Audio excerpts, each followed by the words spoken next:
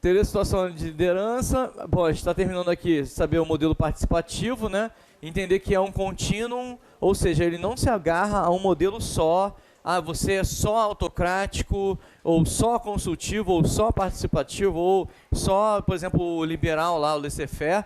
Não, você, dependendo da situação, você vai apresentar algum grau de assertividade ou impositividade, algum grau de liberdade para aqueles que trabalham com você, para os seus liderados, ok? Bom, e como falou que a liderança é um efeito de comunicação, então a gente tem que entender a comunicação. Por quê? É muito complicado esse negócio de comunicar, né? É muito complicado. Aí eu dou exemplo de dentro de casa, que é impossível não falar. Eu chego em casa, minha esposa fala assim, Joss, você pode me ajudar lavando a louça? Aí eu, não, claro que não. Mas não, ela não queria que eu respondesse não. Ela, na verdade, você pode me ajudar? Ela estava querendo dizer o seguinte, lava a louça para mim, entendeu? Mas ela perguntou se eu posso. Não, você quer me ajudar? Eu, não quero. Então, o linguajar é bem diferente, né? Quando, por exemplo, eu peço alguma coisa, vamos para tal lugar no fim de semana, passear com a minha esposa, assim, vamos para tal lugar? Ela fala, aí quando ela não quer, que ela fala, vou pensar. Vou pensar é não, pô. Aí, entendeu? Então, assim, é meio complicado, porque assim, a comunicação, ela pode ter um gap, uma discrepância, né? Isso acontece porque a gente é diferente, né? Não só homem diferente de mulher, de uma pessoa para outra, um homem para outro, uma mulher para outra, os gostos, aonde você foi criado, a forma de você se comunicar, ela traduz muito sobre você, e se você não conseguir falar a mesma língua que o teu subordinado, você não transmite, por melhor que seja a tua intenção, né? Um exemplo mesmo é aquilo que a gente está falando do contingenciamento de despesas da educação, né? Então, assim, o repórter ele não é burro, né? Mas a sociedade é. O repórter que aí a Globo, né? Que tudo que acontece é culpa do Bolsonaro. Então o Bolsonaro foi lá, ele fez um contingenciamento. O que é contingenciar? Está previsto na lei de diretrizes orçamentárias. Contingenciar é o quê? Não gastar ainda porque você não arrecadou. Quando há descompasso entre a arrecadação e entre a receita, né, e a despesa, você tem que contingenciar, você não gasta ainda. Não quer dizer que você diminuiu o orçamento, porque o orçamento é anual. Você não diminuiu o orçamento, você não cortou despesa nenhuma. Só que nesse mês você ainda não. Não, segura um pouquinho, estou contingenciando. Então, aí o repórter vai lá da Globo, perguntou pro vice-presidente, e esse corte de despesas? Você sabe que não é corte, a resposta dele. Você sabe que não tem corte nenhum. Isso é contingenciamento porque tem uma dificuldade de receita. Só que assim, aí o pessoal não sabe como comunicar, né? Aí, enquanto eles não forem claros, tiverem um porta-voz que fale a linguagem do povão, eles vão fazer as coisas e vai todo mundo estar achando, porque cortou dinheiro na educação, né? Aí ele foi lá e conseguiu ajustar a receita e já devolveu o dinheiro para a educação. Mas isso não sai na mídia mais. Entendeu? Agora, quer ver um negócio de comunicação legal? A Prefeitura do Rio de Janeiro, né, o prefeito Crivella, ele está botando na televisão e alguns outdoors, eu já vi, da prefeitura assim, pedágio gratuito na linha amarela por 9 meses. Estamos na luta, é um símbolo da prefeitura. Por quê? Porque a linha amarela, né, que é uma via expressa aqui no Rio de Janeiro, ela cobrou a mais ilegalmente durante vários anos, ela teve um faturamento ilegal durante vários anos em cima da sociedade, do cidadão, e uma vez que foi apurado isso aí em auditoria interna, como é que ela conseguiu cobrar e ninguém percebe? Ninguém percebe as coisas, né? Ninguém percebe, né? Trata-se de dinheiro, ninguém percebe que entrou alguns milhões a mais, né? Que também alguém recebeu, é complicado. E aí ele botou na justiça, primeiro, para tirar aquilo que está ilegal, e segundo, agora eu quero que você indenize a sociedade pelo prejuízo que você trouxe à sociedade. Aí está na briga na justiça, né? A comunicação. Vocês estão entendendo? Ele está comunicando, e isso mostra para as pessoas o que você é. Se você não souber como comunicar, você pode ter a melhor das intenções, você passa como uma pessoa errada ou que não está fazendo a coisa certa. Tem que saber comunicar. Propósito da comunicação. Proporciona informação e compreensão necessárias para que pessoas possam conduzir as tarefas. Aqui, habilidade de trabalhar. Proporciona atitude, motivação, cooperação, vontade de trabalhar. E aí, ó, resultado, melhor comunicação conduz ao melhor desempenho nos cargos, trabalho em equipe. Veja que interessante, né? Então, precisa de muita comunicação para você gerar o trabalho em equipe. Segundo o Levy, 3 tipos de rede de comunicações existem: roda, cadeia e círculo. Já caiu em prova algumas vezes, mas são provas antigas, do tipo 15 anos atrás para as FSEX. EOP não caiu até hoje, tá? EOT, eu não posso dizer se já caiu, porque eu realmente não lembro, tá? Mas, enfim, roda, cadeia e círculo, né? Bom, o círculo ele é fechado, ok. E como é que eu sei que isso aqui é roda? Eu criei para mim o link, porque na roda tem um eixo no meio. Esse aqui é o único que tem. E cadeia, você entra, mas ela tinha que fechar a porta, né? Enfim. Aí tá aí, roda, cadeia e círculo. A ideia aqui da comunicação, ela passa mais ou menos por onde está o líder, né? E, por exemplo, aqui no meio, o líder ele consegue falar rapidamente com todo mundo, não é verdade? Ele está aqui no meio, ele tem uma relação direta com cada um, né? Então a influenciação dele é rápida, né? Aqui vai ter no máximo um no meio do caminho, tá vendo?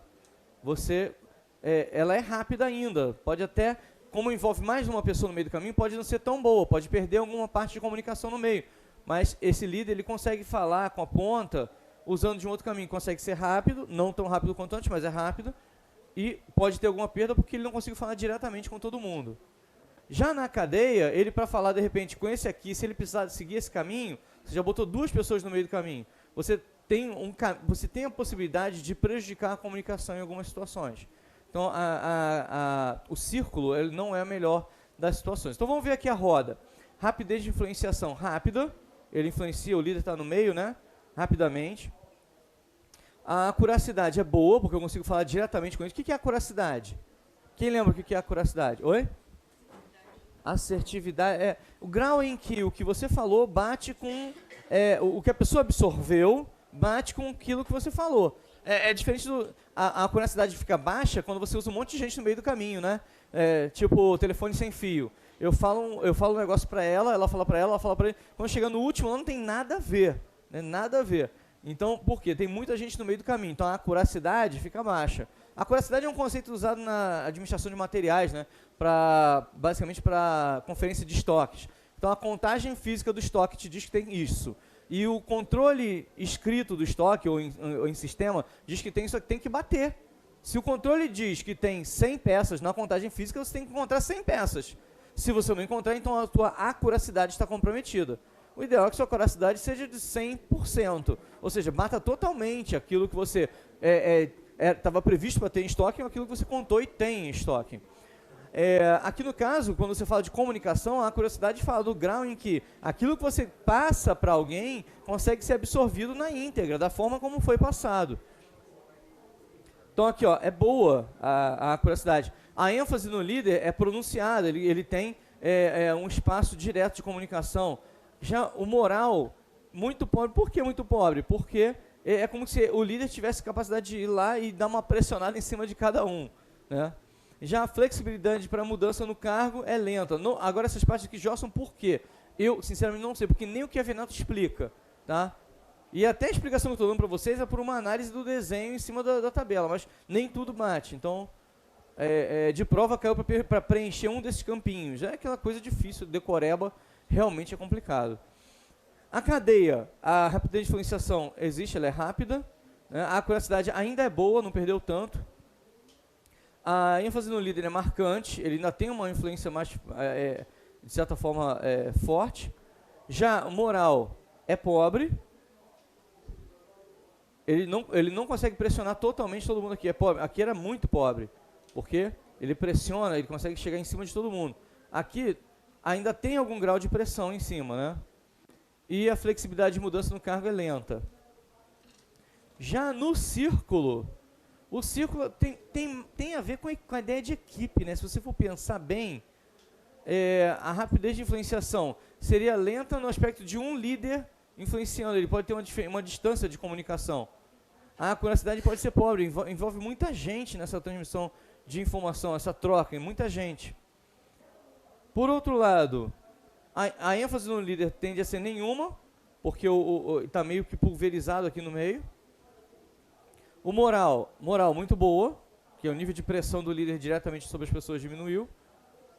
E a flexibilidade de mudança no cargo é rápida, muito rápida. Janson, eu tenho que decorar isso? Olha, é complicado, né? Eu, na minha época, criei meus nexos para guardar isso aqui. Não sei se cairia na prova de novo hoje. Tem muito, assim, tem para mais de década que não cobre isso aqui em banca militar. Tá legal? Elementos centrais da comunicação. Emissor, transmissor, codificador, canal, receptor, decodificador, destino. Deixa eu ver se eu botei algum desenho. Não, não botei. Ah, dá pra gente fazer um desenhozinho aqui, né? Daqueles que eu faço mal feito pra caramba que vocês reclamam. Vamos lá. Emissor ou fonte. Ah, seria... Vou desenhar uma casinha aqui para representar uma emissora de TV. Digamos que isso aqui é uma emissora de TV, tá? Qual a marca que a gente vai colocar? Record. Não estou gostando da Globo mais, não. Record. Se bem que o jornal de lá é horrível. É sangue puro. Transmissor ou codificador? Então, ele tem uma antena aqui, ó. Né? A antena irradia. Então, aqui é o número 1, né? É o emissor ou fonte. Aqui é o transmissor ou codificador. Por quê? Ele pega aquelas imagens todas e manda para a antena. Aí o canal é o 3, né? São as ondas eletromagnéticas. Receptor ou codificador ou decodificador. Lá na sua casa.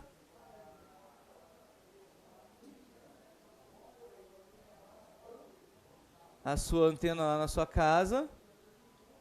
Receptor ou decodificador vai ser a antena com a TVzinha lá dentro da sua sala, né? Deixa eu desenhar a TV na sua sala para você não esquecer lá. Isso aqui parece besteira, mas são coisinhas que te ajudam pra caramba na hora de você resolver uma questãozinha lá de prova. Aí tá você vendo lá alguém, uma coisa na TV, tá? Aqui, ó, o receptor com o decodificador e o destino, você lá sentado na poltrona vendo televisão. Que horrível. Tá. Então aqui foi o 4, né? Aqui tá o 5. E o feedback? Realimentação, retorno da informação ao emissor. Normalmente esse feedback, ele vem por meio de... Vocês já ouviram falar no que é marketing direto? Compre já. Marketing direto. Eles mandam para você um e-mail, uma mala direta, por exemplo, com uma propaganda de alguma coisa. Se você quer, clica aqui. O marketing direto é aquele que espera de você uma ação que te leve ao consumo imediato. Esse consumo, essa resposta ao input que eles deram, é o feedback. Porque é quando todo esse esforço gera um retorno de informação, de compra, entendeu? Vocês estão entendendo? É o retorno. Para que tem a televisão? Só para ficar dando filme da sessão da tarde de graça? Não. É para venda mesmo. Tudo é dinheiro, né? Ok?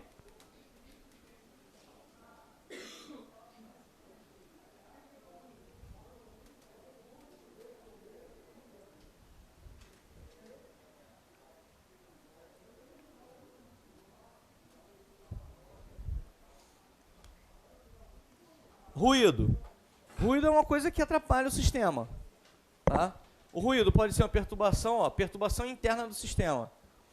Interferência, perturbação externa do sistema. Perturbação interna do sistema. Digamos que aqui, eu estou falando, de alguma forma, eu estou aqui dentro da sala com vocês, e a informação não chega até vocês, ruído. Interferência, perturbação externa do sistema. O barulho do carro que passou na rua. O barulho de uma outra sala que invada aqui. Interferência. Ok? De maneira genérica, qualquer tipo de interferência é tratado como ruído. Tá? Ou seja, uma influência indesejada que atrapalha a comunicação. Percepção social. Como você se vê em relação a uma situação e outras pessoas dentro de um ambiente. 3 aspectos da percepção social. Percebedor, percebido e situação. Então, entendendo você como sujeito, né, dessa análise, Percebedor é você. O percebido é quem você está observando. E a situação é o contexto. Então, tem situações que são bem aceitas em um lugar e outras em outro. A percepção social. Por exemplo, se passar aqui na rua um grupo de pessoas com roupa de banho, isso é esquisito, né? Por quê? Porque não é a situação, não é o contexto ambiental para isso. Mas na praia já não, é normal. Na praia, se passar alguém andando pela areia de calça jeans e blusa de trabalho, alguma coisa assim, você já acha estranho, não é verdade? Então, você está analisando o tempo todo isso. Você, como percebedor, existem os percebidos e existe a situação, ok? E aí, mas ainda, dentro da ideia de comunicação, dentro daquela ideia de que você pode falar e alguém não entender, e que tem influência sobre a sua origem social, o contexto onde você vive, o ambiente, como você se relaciona, existem características que podem ser distorcidas sem ninguém. Ele pode ter a melhor comunicação do mundo e vai chegar em você distorcido, porque você tem algumas situações internas que mexem com isso. Primeiro, estereótipos, né? O estereótipo é uma distorção sobre a pessoa, você julga o exterior dela. A gente se assusta muito. Militar, ele às vezes... Eu só convivo com militar, né? Então eu só vou ter exemplo de militar para falar com vocês. Mas assim, vamos lá, estereotipo. Você vê uma pessoa lá, toda magrinha, toda com um acondicionamento legal. Aí tu espera o quê? Quando for fazer um teste físico, ele vai arrebentar. Esse cara aqui, vou nem ficar perto dele, vai tirar 10 mesmo. Eu lá gordinho, fui devagarinho na minha, correndo. Esse cara vai correr pra caramba. De repente, aquele cara tá morrendo na tua frente, tu tá... Bora, vamos lá, eu te ajudo. Acontece muito. Em primeira semana de curso, aquele cara magrinho, não estava acostumado a fazer atividade física, toma uma surra até pegar o ritmo. Lógico, vai pegar mais rápido, porque ele tem uma condição física, em princípio, boa. Mas ele... Olha só, você julgou a aparência dele e... A partir dali você achava que ele seria excelente naquela área, por quê? Porque você julgou aqui uma atividade física, por exemplo, o estereotipo magrinho vai fazer boa atividade física, entenderam? Agora, vamos lá, generalização, também adoro, tipo assim, se ele é bom, eu já vi isso, eu vi mesmo, eu trabalhava no colégio militar, aí um militar lá de uma patente alta tinha incorporado uma sargento, temporária, e a sargento ela é muito boa em atividade física, ela corria, fazia tudo, as pessoas olhavam assim, nossa, essa menina arrebenta.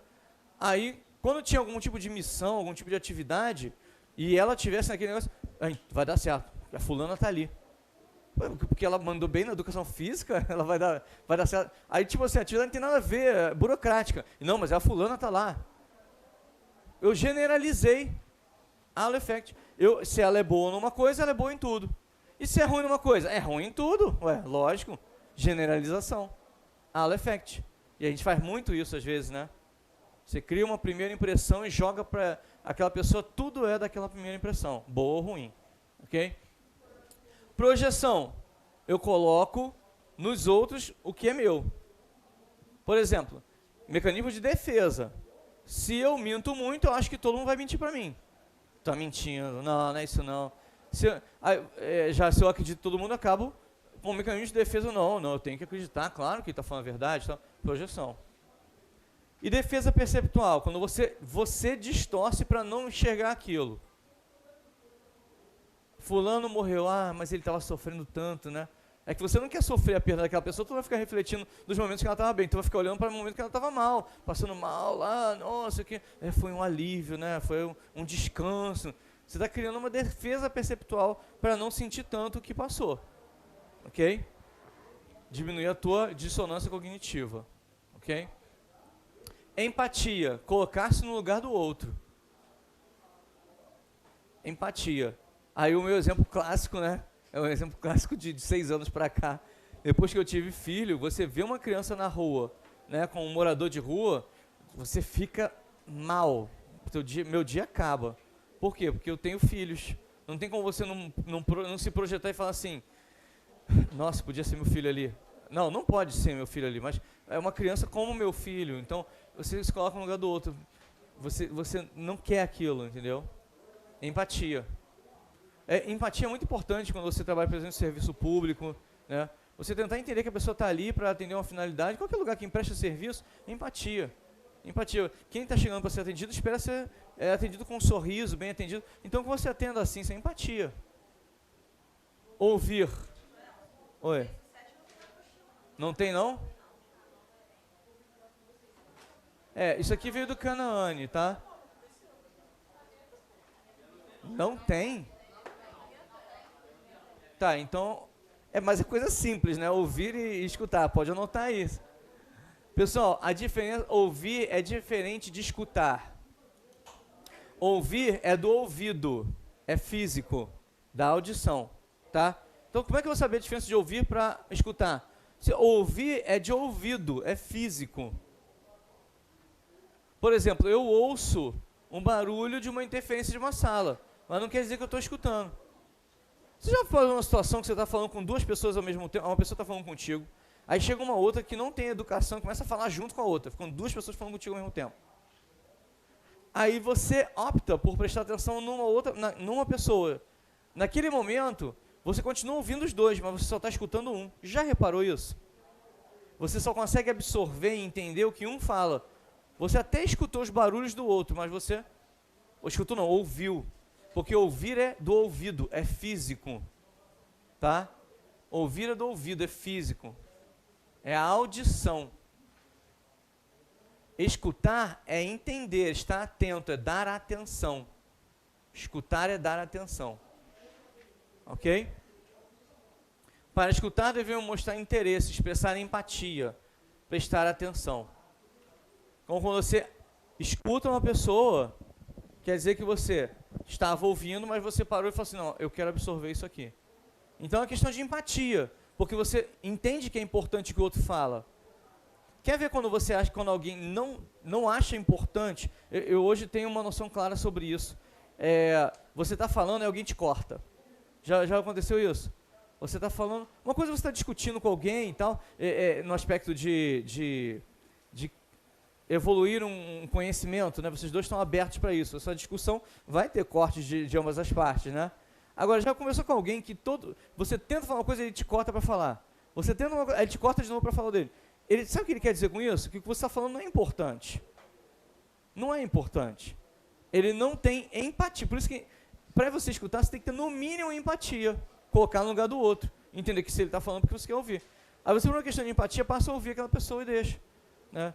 Se você está com uma pessoa, por exemplo, importante, e ela traz uma experiência que você acha que vale a pena dar atenção, então você não vai interromper ele para dizer que você também é importante, que você também tem suas conquistas. Não, você para e absorve, né? Se você parar lá de frente para uma autoridade em algum assunto que você gosta, que você aprecia, que você segue lá, e ele tiver a oportunidade de conversar contigo, um escritor, alguma coisa, você para e ouve aquela pessoa, você não interrompe aquela pessoa. Então, você ouve e escuta. É uma questão de empatia, se coloca no lugar do outro. Ok?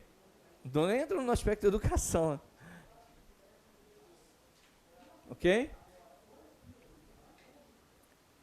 Posso seguir adiante? E aí, na comunicação humana, mesmo que você ouça, mesmo que você queira escutar, tem algumas coisas que podem te atrapalhar, são as barreiras. Tem barreiras humanas ou pessoais, físicas ou técnicas e semânticas. As barreiras pessoais ou humanas são interferências que decorrem de limitações, emoções e valores humanos de cada pessoa. Limitação, emoção, valor. Então, como assim limitação? Se eu não tenho uma boa audição, aí você vai falar... Eu tenho uma avó que já faleceu, tadinha, você tinha que falar alto para ela ouvir. Se você falasse normal, ela não ouvia. Ela tinha uma limitação, uma barreira pessoal. Não, semântica é o idioma que você está usando, o símbolo. Semântica, se você falar comigo em inglês, eu tenho certeza que eu não vou entender. Pode me xingar, pode falar o que for. Em espanhol, escrever para mim, mandar uma carta em braille, não vai. Não há como a comunicação fluir porque eu não entendo a semântica. Tá?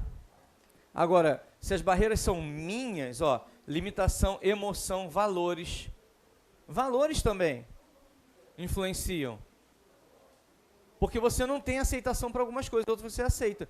E coisas que você não aceita de jeito nenhum, que você não quer nem ouvir falar, Outros já faz parte do contexto deles e entendem como normal. E aí? As barreiras pessoais influenciam na comunicação humana. Como é que eu vou falar com uma pessoa que tem uma barreira para aquele assunto? Ele não fala sobre isso. Como? Quer ver? Quando entraram as mulheres no exército. Tinha gente que não aceitava. O pessoal mais da antiga, isso está estragando a força, não sei o que lá. Né? O QSO quando surgiu? Por que o QSO surgiu? O quadro complementar, acredito na FAB, o ELP, a mesma ideia. Para ter gente com experiência e conhecimento em áreas de formação de interesse da força. Mas o cara que era mais antigão, da cabeça mais antiga e retrógrada, que pensa assim, não, tudo que eu aprendi lá na academia me permite fazer de tudo na face da terra o tempo todo. Então, eu sou o mega ser humano, entendeu? Eu sei tudo do mundo todo. E tem gente que acha que é assim, entendeu? É a maior prova de ignorância, né? Então, assim, a barreira dele, ele não quer ouvir falar sobre aquilo, ele não vai desenvolver aquele assunto porque ele tem uma barreira pessoal que atrapalha essa comunicação, ok? Barreira física ou técnica, é do ambiente. Então, é muito comum, uma vez a minha esposa brigou muito comigo porque eu não atendi um pedido dela. Eu estava no meu quarto, trabalhando, só que ela estava na cozinha e eu estava com a porta fechada. E ela falou comigo várias vezes e eu não atendi, olha só que absurdo. Mas eu não ouvi. Mas não interessa, que você está errado. Quando eu falo, tu tem que ouvir. Desculpa, tá? Eu vou lá. Barreira física. Eu tinha que explicar para ela, olha, barreira física não ajudou. Vamos lá. E semântica? Não adianta falar comigo outro idioma, não vai fluir. Interessante, eu conversei com um casal de idosos, muito amigos meus, mais de 80 anos, foram viajar para o exterior, pela primeira vez. Aí o velhinho, a velhinha lá. Aí foram para a Alemanha visitar uma neta. Aí chegou na Alemanha, mas o velhinho, ele é pescador. Aí ele passando por um rio lá, viu um senhor pescando. Ah, vou lá conversar com ele. E ficaram lá, conversando. Aí ninguém entendeu o que ele está falando com o cara em alemão, não entende nada. Aí quando chegou a neta, falou, você desculpa, meu avô, ele gosta de falar e tal. Aí o cara falando em alemão com ela, ele me falou, vocês têm uma casa, né, na beira da praia, né, ele pesca, todo fim de semana ele pesca, ele falou pra mim e tal. Nossa, ele sabia coisa pra caramba do velhinho, conversando, como? Fazendo sinal, né, praia, chuá, pesca. Então assim, ele usou uma linguagem que ele podia usar, porque certamente que o alemão não ia fluir, ok? 3 males que são barreiras à comunicação: omissão, perda de significado, distorção, modificação do significado, sobrecarga, colapso ou paralisia no sistema. Sobrecarga, se eu jogo aquele monte de informação, é certo que vai se perder, né? Às vezes, quando chega alguém novo lá no meu setor, e ele não aprendeu ainda toda a atividade, eu não jogo muita coisa para ele. Quando eu vou falar assim, anota que tu vai esquecer. Aí, uma coisa, outra coisa. Então, beleza, até o fim da manhã me traz isso aqui que eu pedi. Porque senão a sobrecarga, ele vai perder isso aí, entendeu? Distorção, muito sério, né? É o que a Globo faz lá, não, que o corte de verbas, não sei o que lá, ele está distorcendo, né? Ok? E a omissão ou perda de significado, ela pode se perder por algum desses dois, por exemplo, né? Pode se perder pela sobrecarga. Aí você chega só com 10% do que foi pedido, porque o resto você perdeu, ok? Comunicação organizacional. Comunicação vertical para baixo. É muito comum, né? Isso aqui vem do Maximiano, tá? Tanto Fábio quanto o Fessex brincam com isso aqui, tá? Comunicação vertical. Normalmente ela flui de cima para baixo. É típico de organizações burocratizadas, autocráticas, né? É diretivo, né? Vertical para baixo, né? E vertical para cima, como é que ela acontece? É relatório, feedback, informação, né?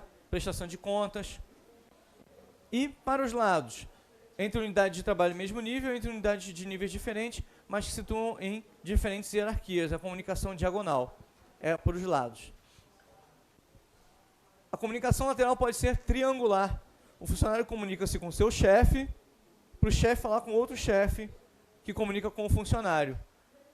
O Jossa, ele falou o funcionário, o chefe, outro chefe, falou 4, isso é um quadrado. Não, ele fala de triangular na ideia de que subiu para depois descer. Entendeu? Subiu para o chefe, porque o chefe pode falar com o outro. Típico de organização bem... Isso aqui é meio burocrático, né? Você tem que recorrer ao teu chefe, ele fala com o chefe, fala com o funcionário, né? Numa organização mais orgânica, tu chega e fala direto com quem você quer falar. E ele pode providenciar e ter autonomia para isso. Muito. Nossa. Muito.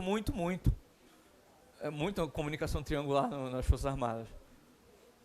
Diferente da comunicação triangular, encontramos nas organizações tipo orgânico muita comunicação lateral. Mas, além disso, nas organizações orgânicas, a comunicação tende a ser mais livre, fluindo em todos os sentidos e direções. Ok? Esse triangular é conceito que vem lá do Maximiano também. Tá? Característica da organização informal. Coesão ou antagonismo em relação à organização formal. Né? Status. Existem status lá dentro, existe alguém que tem uma posição de mais respeito e outros já de menos ali naquele grupo. Né? Colaboração espontânea, quem está na organização informal tem uma relação espontânea, senão ele não estaria naquele grupo, ele se afasta.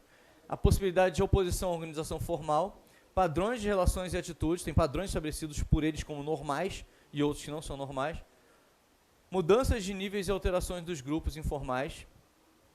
A organização informal transcende a organização formal, sim, porque a organização formal tem uma estrutura física onde ela acontece, a organização informal acontece ali dentro e também fora, ela vai para além, ela transcende, ok? Padrões de desempenho dos grupos informais. Grupos informais estabelecem padrões de desempenho, ok? Origem da organização informal, interesses comuns, interação provocada pela própria organização formal, flutuação de pessoal dentro da empresa, períodos de lazer. Conceito de equilíbrio quase estacionário dos processos grupais. Isso aqui eu vou explicar para vocês. Equilíbrio quase estacionário. Ele está falando de um equilíbrio que é tênue e pode se perder a qualquer momento. Ele é quase estacionário. Quando você fala que alguém está em equilíbrio, você está andando lá no slackline.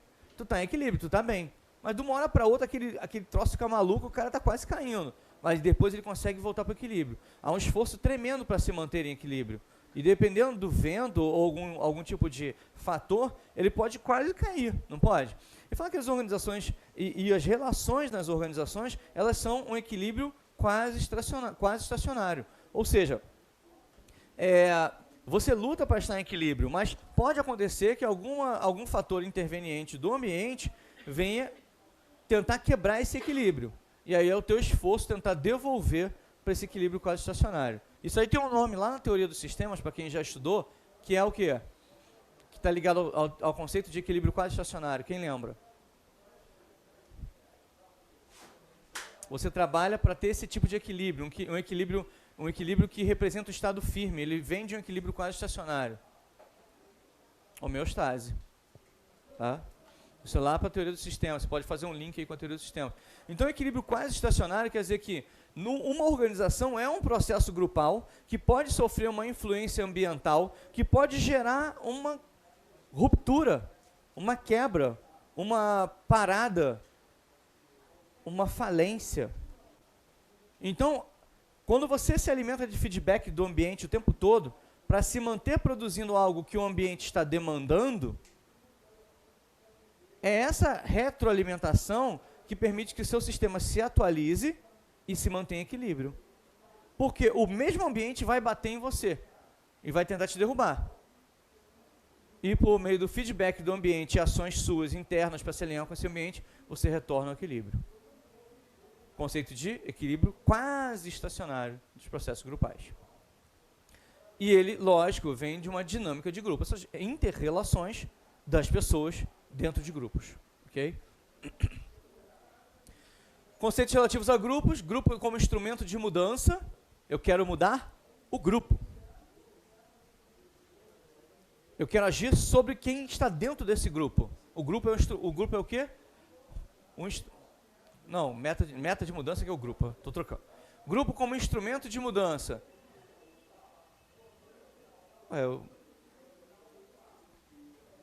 Isso aqui eu botei com minhas palavras, mas não. Aparece como fonte de influência sobre seus próprios membros.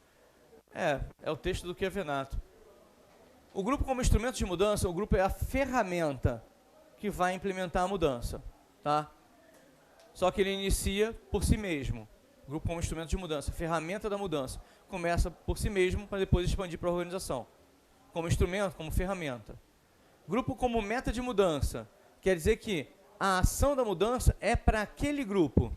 Eu vou dar treinamento para aquele grupo, eu vou preparar aquele grupo que tem que estar mais condicionado. Grupo como meta de mudança. E grupo como agente de mudança, o grupo que executa a mudança na organização.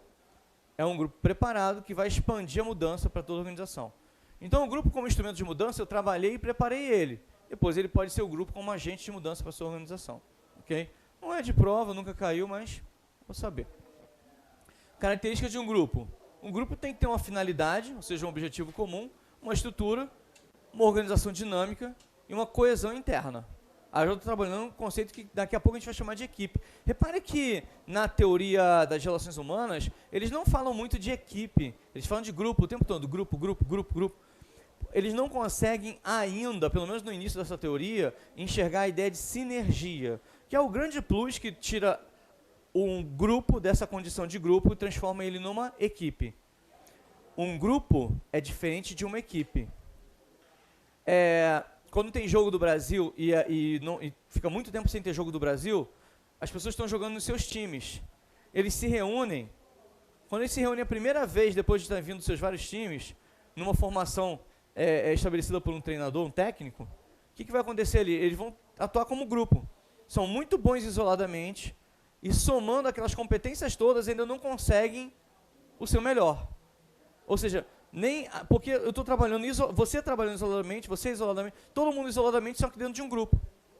A ideia da equipe é a sinergia. É quando eu consigo usar todo o meu talento atrelado ao seu, aí surge um efeito maximizador que catapulta essa potencialidade do grupo, que agora passa a ser uma equipe. Esse efeito catalisador é chamado de sinergia. Então, a diferença de um grupo para uma equipe é que eles têm um efeito sinergístico, que multiplica as capacidades dos indivíduos atuando em conjunto. Ok?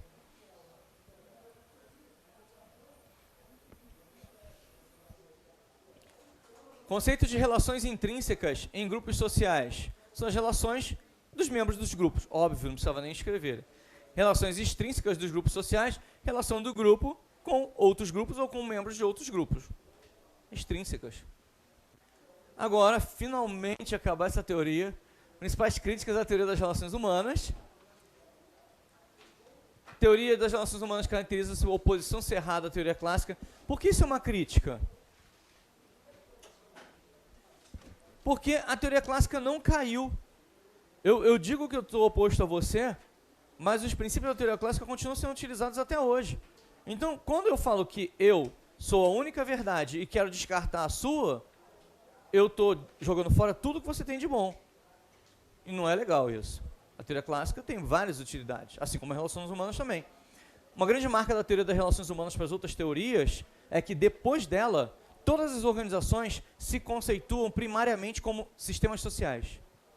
Sistemas sociais com o objetivo alcançar. Sistemas sociais intencionalmente construídos e reconstruídos. Sistemas sociais, pontinho, pontinho, pontinho. Toda teoria que vai surgir daqui para frente, o conceito de organização começa com esse termo, esses dois termos, sistemas sociais. Ou seja, eles reconhecem que as organizações acontecem por meio de pessoas, e essas pessoas elas se relacionam entre si, e que eu quero o melhor dessas pessoas dentro desses grupos sociais, que são a organização informal. A teoria das relações humanas se caracteriza por uma inadequada visualização dos problemas industriais. Interessante, ela também é indústria, né? Para a gente ver Taylor mergulhado na indústria, Fayol mergulhado em vários modelos organizacionais, inclusive no comércio, né, nas estruturas de comércio, de lojas de venda, né? E a teoria das relações humanas ela está preocupada com a indústria, que é onde a pessoa era mais colocada em condições realmente difíceis de trabalho. Né, com muita produtividade, acusavam de ser explorador o modelo, principalmente científico. Enquanto os autores clássicos não viam conflito industrial, aí lá na última página da apostila do Chiavenato de vocês, alguém sabe qual a página que está? Isso é lá para quase 200, né, que tem aquela tabela comparativa do item 17. Então, esse item 17, tem como ver aí qual é a página? Quem está com a apostila mais recente vai... Porque é o seguinte, lá tem um item que chama de conflitos. Eu queria muito que vocês vissem a questão dos conflitos. 209, isso aí. É o item 17 da apostila, né? Página 209. Pois é, olha o que ele fala de conflitos. Vê aí, ó, conflitos. Tá bem aqui para o fim, não tá? Deixa eu ver. Cadê? Tem uma hora que... Dá licença um instantinho, peraí. 212? Nossa, então a tua já é a nova EOP, né? Ah, porque tem gente fazendo esse FSEX aqui. Tá, vamos lá. Aqui, ó. Na antepenúltima linha, o pessoal que está fazendo EOP já está na 212, porque a apostila vai crescendo, né? Ela nunca vai ser igual. Então, pessoal, os FSEX já tem o que precisa para os FSEX, mas a EOP já entrou mais coisa, né? Basicamente questões, isso vai aumentando página. A antepenúltima linha está falando assim, relações entre a organização e os seus subordinados. O que a clássica fala sobre o conflito? O que está escrito aí sobre essas relações? Não há conflito perceptível. Peraí, se não há conflito perceptível, se não houvesse conflito, eu nem falava a palavra. Não há conflito perceptível. Tipo assim, se tem, eu não sei, eu também não quero saber. Agora, aí ele fala aqui, ó. Enquanto os clássicos não viam um conflito industrial, uma vez que acreditavam na perfeita compatibilidade e interesse da empresa e empregados, os autores das relações humanas consideravam o conflito industrial entre interesse da organização e interesse do empregado praticamente como indesejável. O conflito agora é indesejável. Como é que está aí na parte na parte da relações humanas? Oi? Exatamente aqui. Ele deve ser evitado? O conflito deve ser evitado. Agora, isso é curioso, né? Porque como é que você vai acabar com um conflito dentro de uma organização? É porque, na verdade, quando eles descobriram a organização informal, o primeiro objetivo, quando eles descobriram que havia uma organização informal, qual foi o primeiro objetivo? O que eu vou fazer com essa organização informal? Acabar com ela, lógico. Eu não quero ela. Era isso que eles queriam. Mas como eles viram que não era possível, você não pode vencê-los, junte-se a eles. Então, vamos trazer a organização informal para o nosso lado. Eu não quero que haja conflito entre nós. Mas depois vai se perceber que o conflito ele é inevitável, e aí você chega lá na visão da teoria estruturalista. Vê o que a teoria estruturalista fala sobre conflito, sobre nessa antepenúltima linha aí. Vê o que a estruturalista fala. Caramba! Os conflitos são inevitáveis e até certo ponto desejáveis, porque conduzem à inovação. Olha que interessante. Que evolução, né? Mas nesse contexto aqui ainda não. Eu não quero nenhum conflito. A teoria das relações humanas se caracteriza por concepção ingênua e romântica do operário. Por quê? Quem me diz isso aí? Por que visão ingênua e romântica? Ninguém consegue visualizar? Porque eu acho que se eu der para eles incentivos sociais, ele vai produzir pra caramba. Eu acho que ele só quer incentivo social, e não é bem assim. Ele quer também um din-din e ajuda, né? Vamos, né? Vamos comprar um negocinho, né? Me dá um bônus de produção, eu aceito. Não, eles acham o seguinte, ó, você produziu pra caramba, vou te dar um elogio na frente de todo mundo, tá bom? Não, olha só, pode dar até elogio, eu aceito, mas pagar é melhor, né? Então, já eles estão sendo românticos, eles acham que só incentivo social basta nada, tá? Isso é ser romântico. Limitação do campo experimental, só trabalhou na fábrica, isso aqui é muito interessante. Só a fábrica. Como se outras organizações não padecessem do mesmo problema. Mas a fábrica realmente era gritante, né? Parcialidade da teoria das relações humanas. Enquanto uma só falou da organização informal, formal, né? A clássica só falava da formal, essa aqui só quis estudar o informal. Apenas a organização informal favoreceu a administração e exaltou o empirismo. Exagerada ênfase nos grupos informais, enfoque manipulativo das relações humanas. Por quê? Quem me ajuda? Por que ela foi acusada de ser manipuladora? Porque ela queria máxima eficiência. Eu já vi questão de prova, mas não foi de banca militar, não. Que eu me lembro, pelo menos. Foi de banca civil, eles falando sobre isso. Que no fim, o que a teoria das relações humanas queria era aumentar a eficiência. Ponto. E a prova disso, tá, que todos os estudos foram feitos sempre focando o que dava mais eficiência, né, maior produtividade, exatamente. Grupos informais já caiu na prova da FAB EAOT. A diferença de grupos informais e grupos sociais. Olha, tem que saber a diferença. Porque, grupos informais não são grupos sociais? São, né? Então, por que dá diferença de termo? Grupos informais são grupos espontâneos de pessoas que formam a organização informal. Grupos sociais são pessoas que interagem entre si por padrões de relacionamentos. Então, a pegada é que grupo informal forma a organização informal.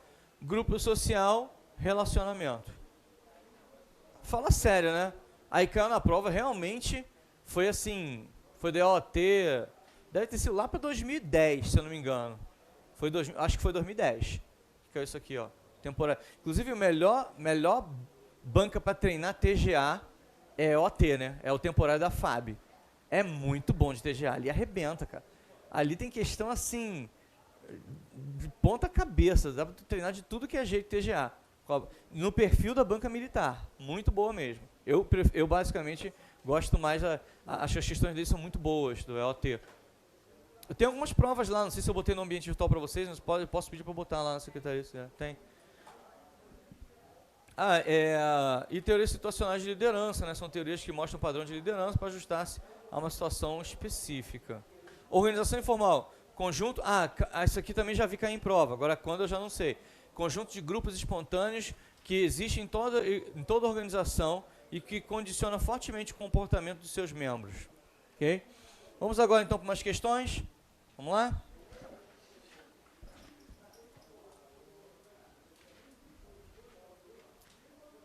Analisa afirmativas sobre o campo da motivação, colocando V ou F. Vamos lá. A seguir assinale a alternativa correta. Vamos lá. É intrínseca de cada pessoa, não cabendo ser estimulada por terceiros.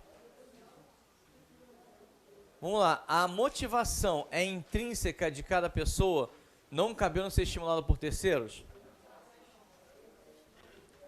Poxa, peraí, a motivação, ela sofre influência, sofre estímulos, né? Tá falso aqui? São vocês que estão dizendo, hein? É falso, né?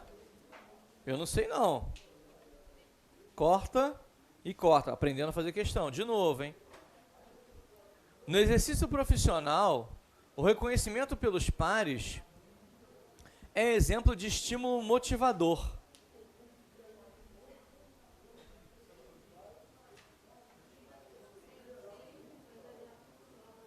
E aí?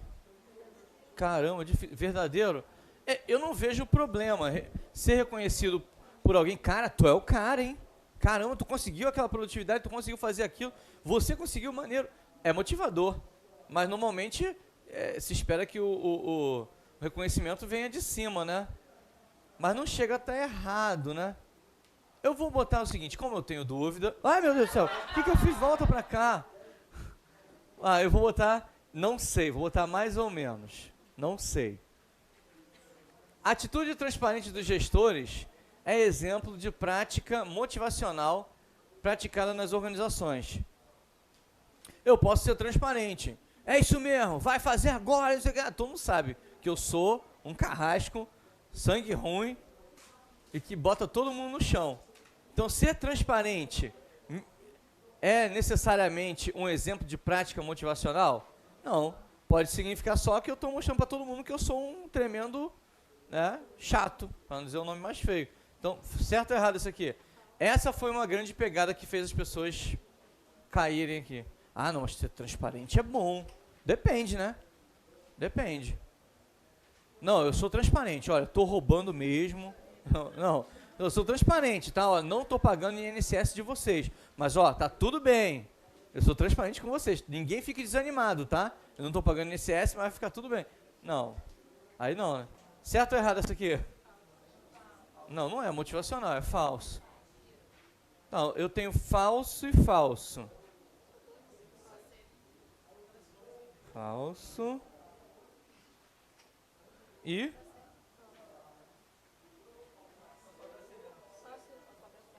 Falso.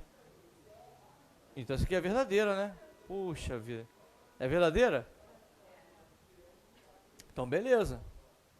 Então só sobra essa mesmo como correto? Será que essa aqui está verdadeira? Nome da motivação, cabe ao gestor identificar a identificação dos diferentes valores do grupo que lidera. Muito forte isso aqui. Verdadeiro. As atitudes motivadoras, né, de um líder coadunam com o mecanismo psicológico de defesa, a exemplo da compensação. Pessoal, vamos lá. Atitude motivadora de um líder tem a ver com o mecanismo de defesa? O mecanismo de defesa é aquela coisa assim, do tipo... Qual é o exemplo que eu posso dar aqui? Você não está em defesa. Numa atitude motivadora, você é proativo. No mecanismo de defesa, você está sendo reativo. Não faz sentido nenhum. Tá? E o exemplo da compensação é como assim, eu não consegui um objetivo que eu queria, então agora eu aceito um outro. Tudo louco isso aqui, né? Essa aqui está muito maluca. Então realmente é falso. Vamos ver então qual é o gabarito? Resposta? Ué.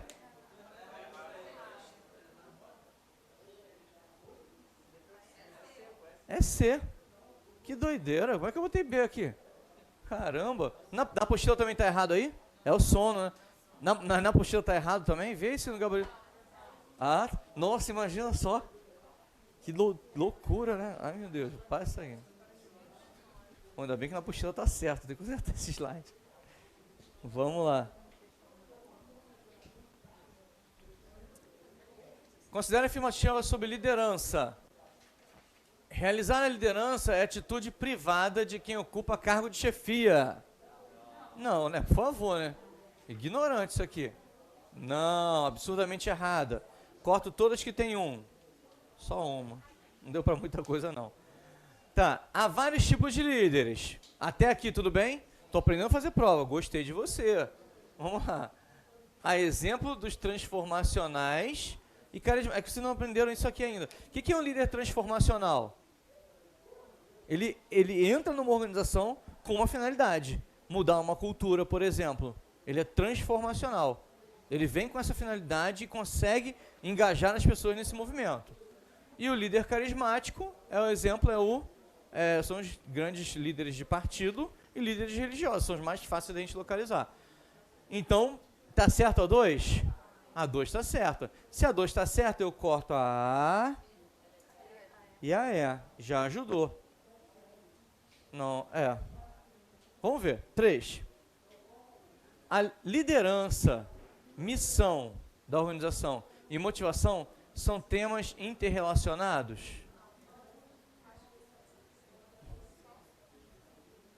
Vou botar um mais ou menos nisso aqui, porque... Bom, a liderança tem que ser da direção da missão da organização. A liderança e motivação é interrelacionado. Tudo bem. Eu posso ter uma liderança que não está alinhada com o objetivo organizacional, não posso? Eu estou aprendendo a fazer prova. Na prova é assim mesmo. Você fica assim, meu Deus do céu, isso aqui é tão simples, como é que ficou difícil? Eu não sei, vou botar mais ou menos aqui, tá? Prefiro não saber ainda. Vamos por partes. Trata-se de um processo que demove pessoas, a liderança, né? É sobre liderança. Que demove, o que demove? Aí a SFSEX com mania de dicionário. Retira, né? Demove e retira. Trata-se de um processo que retira as pessoas de uma equipe da meta comum. Como é que é? Retira da meta comum? Não, isso aqui está absurdamente errado. Se essa está errada, eu já me agarro nas minhas certezas. A 4 está errada.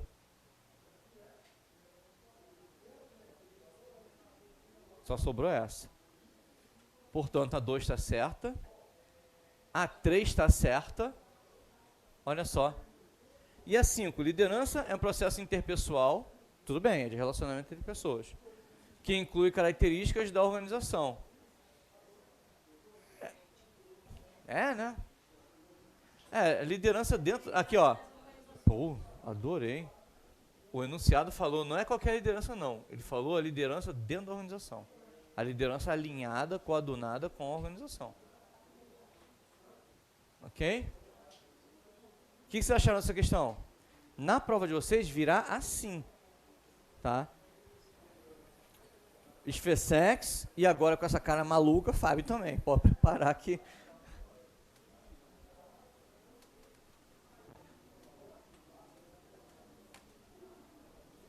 Vamos lá, próxima questão.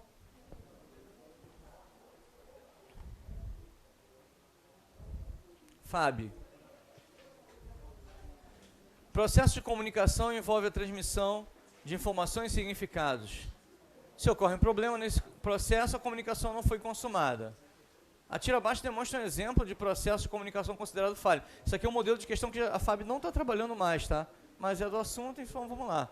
Aí ele coloca aqui um desenho Os executivos do grupo de planejamento aceitaram sua recomendação para cancelar a concepção de todos os projetos. Aí o outro que, mas eu não propus isso. Aí ele, ou a sua falta de habilidade de se comunicar, plantou semente da nossa destruição. Aí ele foi perguntar pro cachorrinho dele lá, esse é um cachorro? Sei lá o que é isso. Eu tenho problema de comunicar? A resposta dele, 6 da tarde. Tem. Tem. O que ele fala ninguém entende, resumidamente é isso. Entre os elementos que compõem o processo de comunicação, incluem... Cara, ele faz isso tudo e faz perder esse tempo todo para perguntar elementos do processo de comunicação. Tem emissor e receptor? Tem. Tem canal de comunicação oral ou escrita? Eu posso usar como canal... Pode, né? Sei lá. Ruídos, que são interferências que distorcem as mensagens? Sim. Falta de feedback, uma característica importante no processo de comunicação. Vai retirar o feedback? É isso mesmo? Essa era a prova da FAB 2014. Alguém tem dúvida que a errada é a D? Se fala para mim que a gente tem que conversar depois na aula. Todo mundo pode errar, pessoal, olha só. Não tem ninguém dono da verdade. E eu, com certeza, não sou dono de verdade nenhuma. Eu posso... A prova que eu passei, por que ela aconteceu para mim? Por que eu passei no meu concurso? Porque eu sabia que se eu estivesse pronto, na posição certa, no lugar certo, se a oportunidade passasse, eu agarrava ela. O nosso trabalho é esse. Você tem que estar pronto, na posição certa, no lugar certo. Então é uma questão de se perguntar. Por isso eu gosto muito do depoimento daquele aluno, o Elias, foi um aluno nosso, Elias. Ele falou assim, ele conquistou uma segurança interna muito grande quando ele foi para a prova, porque ele falou assim, eu sabia que tudo que veio à minha mão, eu dominava de verdade. Não tinha como não dar certo.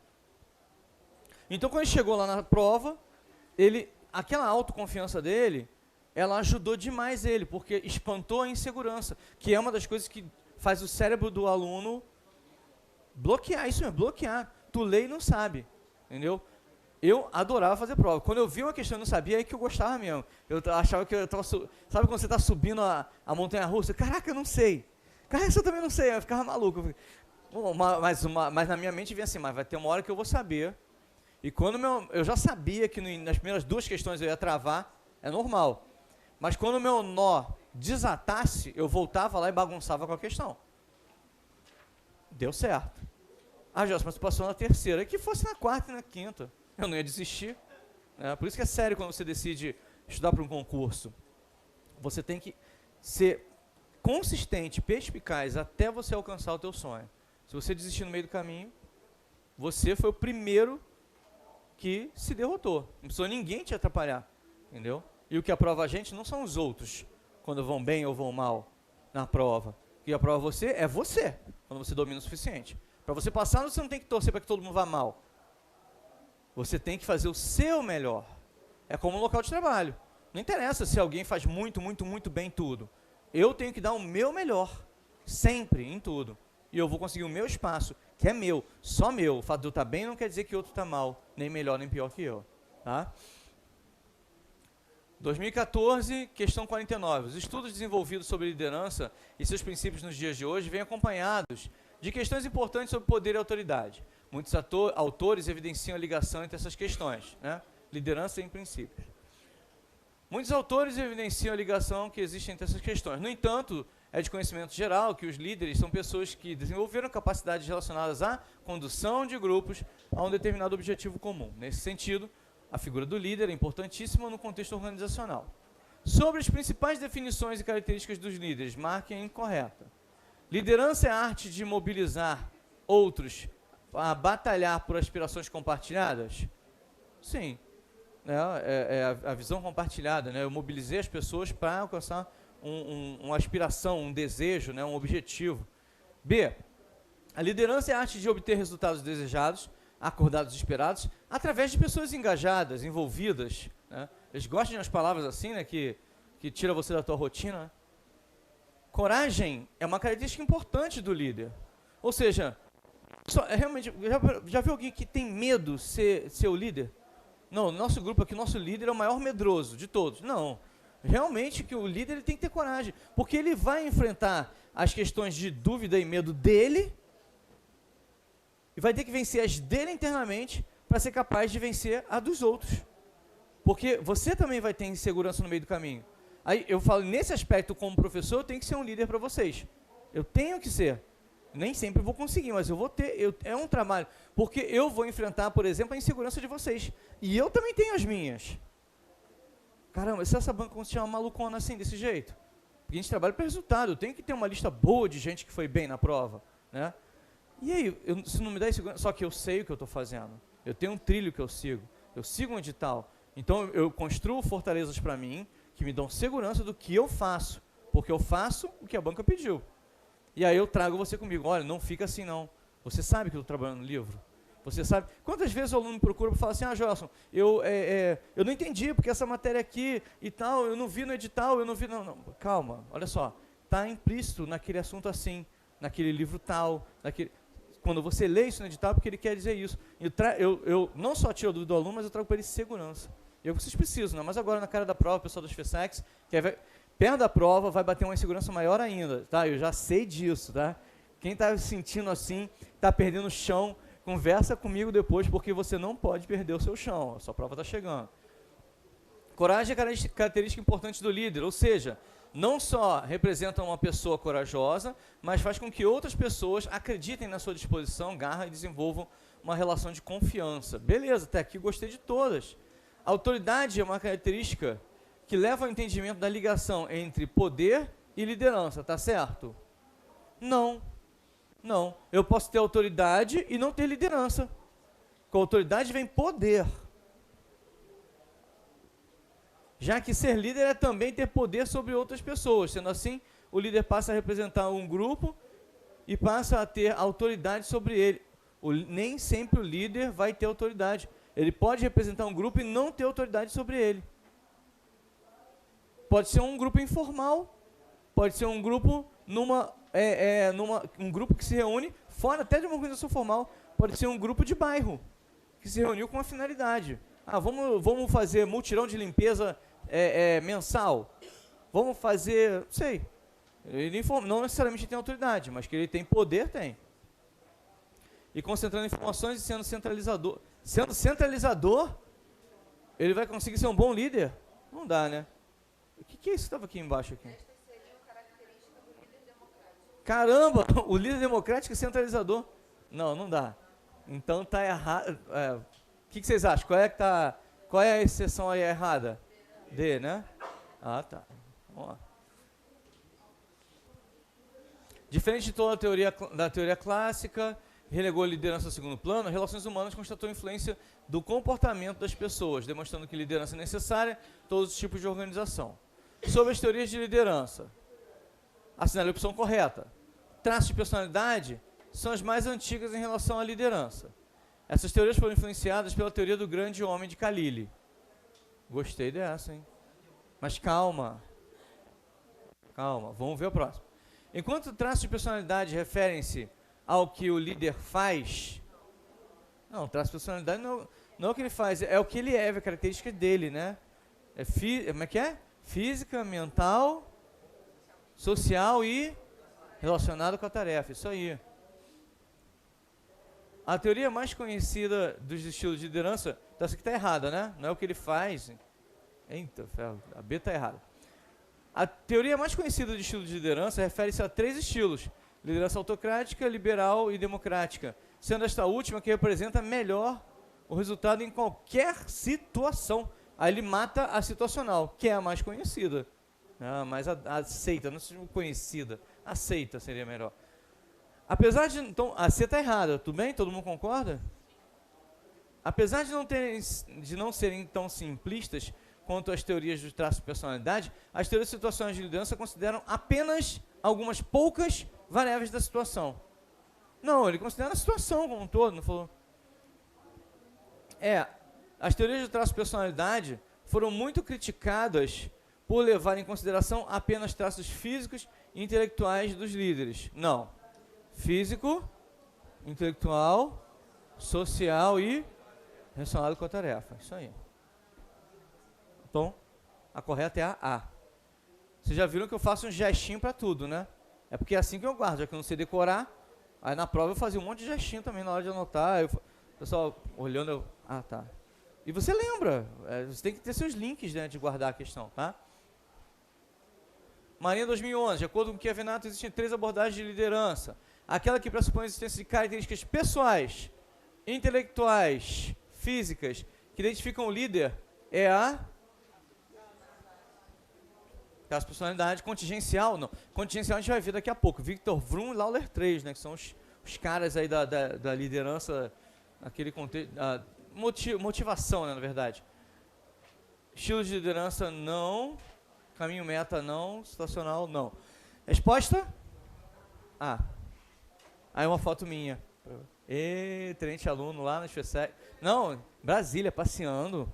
Quem vai servir em Brasília não quer mais voltar para o Rio, tá? Vocês, quem for para as FESEX, não vai querer ser do Rio de Janeiro. Tem um intervalo às 11 ou não? Que eu vou botar outro slide agora. Então eu vou dar uns 10 minutos agora, pode ser? Aí eu vou agindo o slide aqui enquanto isso.